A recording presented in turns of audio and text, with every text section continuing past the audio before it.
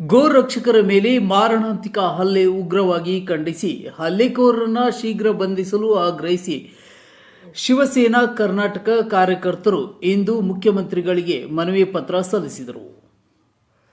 ಕಲಬುರಗಿ ನಗರದಲ್ಲಿ ಅನಧಿಕೃತ ಕಾನೂನು ಉಲ್ಲಂಘಿಸಿ ಕಸಾಯಿಖಾನೆಗೆ ಗೋವುಗಳನ್ನು ಸಾಗಿಸುವಾಗ ಗೋ ಹತ್ಯೆ ನಿಷೇಧ ಕಾನೂನು ಇದ್ದರೂ ಈ ರೀತಿ ಯಾಕೆ ಸಾಗಾಟ ಮಾಡುತ್ತೀರಿ ಎಂದು ಪ್ರಶ್ನಿಸಿದ ಗೋರಕ್ಷಕರ ಮೇಲೆ ಬರ್ಬರ ಮಾರಣಾಂತಿಕ ಹಲ್ಲೆ ಮಾಡಿದ್ದಾರೆ.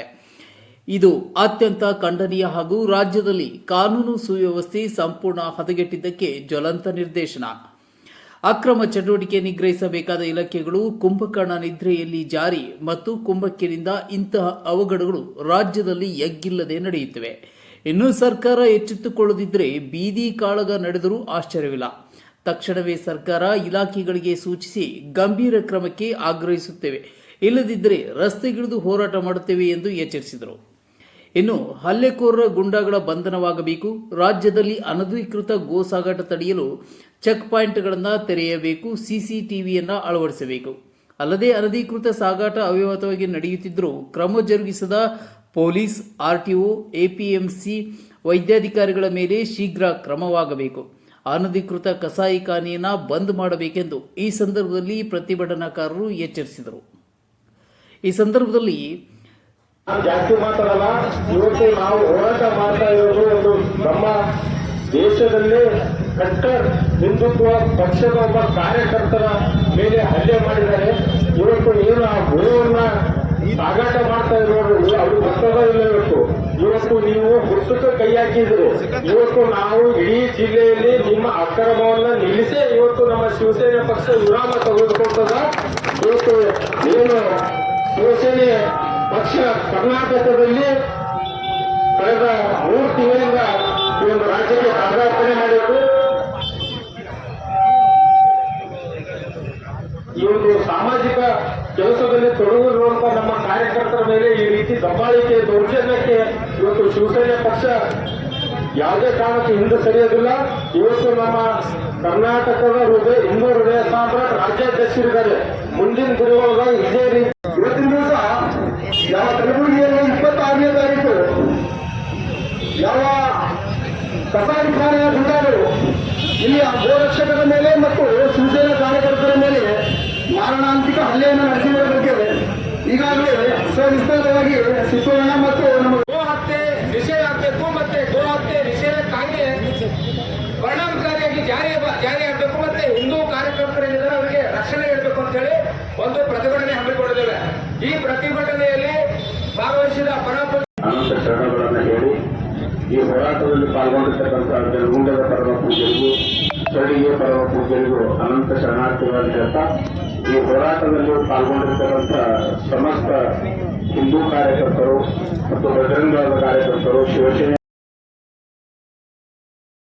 ಹೇಳಿ ಮಾಧ್ಯಮದ ಮಿತ್ರರು ಕೂಡ ಅನಂತ ಶರಣಾರ್ಥಿಗಳನ್ನು ಹೇಳ್ತಾ ಈಗಾಗಲೇ ನಮ್ಮ ಸಿದ್ದಣ್ಣ ಹಿರೇಮಠರವರು ಬಹಳ ವಿಷಯವನ್ನ ಪೊಲೀಸ್ ಇಲಾಖೆ ಮತ್ತು ಮಹಾನಗರ ಪಾಲಿಕೆ ಆಯುಕ್ತರನ್ನು ಕುರಿತು ಸರ್ವ ವಿಚಾರವನ್ನು ಮಹಾನಗರ ಪಾಲಿಕೆಯ ಆಯುಕ್ತರು ಮತ್ತು ಪೊಲೀಸ್ ಅಧಿಕಾರಿಗಳು ಕೂಡಿಕೊಂಡು ಇಲ್ಲಿ ನಡೆದಿರ್ತಕ್ಕಂಥ ಅಕ್ರಮವನ್ನು ತಡೆಯದೇ ಹೋದರೆ ಇಡೀ ನಮ್ಮ ಕಲಬುರಗಿ ಜಿಲ್ಲೆಯಲ್ಲಿರ್ತಕ್ಕಂಥ ಮಾಹಿತಿಯನ್ನ ನೀಡಿದ್ದಾರೆ. ಮಾಹಿತಿ ನೀಡಿ ಸ್ವಲ್ಪ ಹೊತ್ತು ವೇಟ್ ಮಾಡಿದ್ದಾರೆ.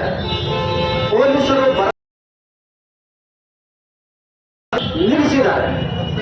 ಒಳಗಡೆ ನೋಡಬೇಕಾದ್ರೆ ಒಂದರ ಮೇಲೆ ಒಂದು ಬಹಳ ಇಕ್ಕಟ್ಟಾದ ಪ್ರದೇಶದಲ್ಲಿ ಅನೇಕ ಹಸುಗಳನ್ನ ಹಿಂಸೆ ಕೊಡುತ್ತಾ ಅದಕ್ಕೆ ನೀರು ಮೇವು ಇಲ್ಲದೇನೆ ನೇಮ ಬಾಹಿರ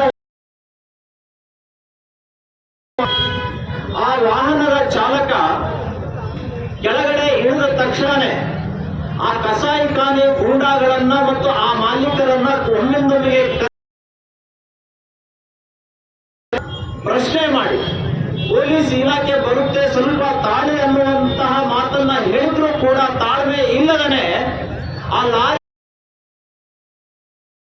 ಲಾರಿಗಳನ್ನ ತೆಗೆದುಕೊಂಡು ಮಾರಣಾಂತಿಕವಾಗಿ ರಸ್ತೆ ಮೇಲೆ ಹೊಡೆದಾಕಿದ್ದಾರೆ.